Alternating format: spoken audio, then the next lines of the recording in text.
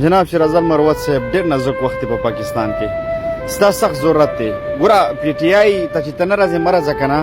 پی ټی آی چې لګیا دی هغه د پاکستان جنګ کې لګیا دی، پاکستان جنګ کې جنګیږي او ته خپل ضد راغستی چې یاره زه جناب یاله پی ټی آی کې عادت ته نه ورځم، پی ټی آی کې عادت هغسې او دغسې. پی ټی آی کې عادت ختم شوی دی شیر افضل مروت صاحب.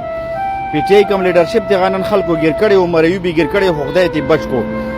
نن شیر افضل مروت صاحب چې دا کم عدت کیس یو ګټیه کیس چې کم دی په باره کې چې کم عمران خان ته سزا ورکړه که نه، نو دینه داسې معلومیږي چې زمونږ د اسټیبلیشمنټ والا چې کم دي دا ډېر بې غیرته شوي دي.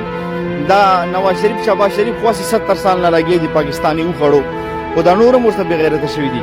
ګوره دا وخت دی جناب شیر افضل مروت صاحب چې تا د پاکستان سخت ضرورت دی.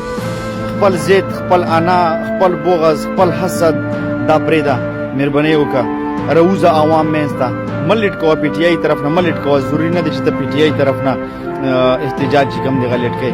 خپله روزه بهر په خپله باندې ودرېږه، ولې چې ته یو داسې کس یې چې تا نه د پاکستان او د پښتنو ډېر زیات امیدونه دي. پښتنو د نه ځکه امیدونه دي چې تا په داسې ټیم کې جلسې جلوس وکړو چې په هغه ټیم کې د پی ټی آی قیادت چې کوم دی ټول پټ شوی و. نو زمونږ امیدونه مه خرابوه.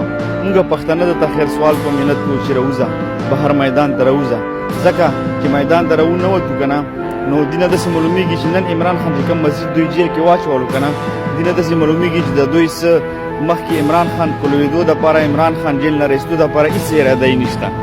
نو مهرباني وکړه واپس راشه، سخت ضرورت دی د پاکستان.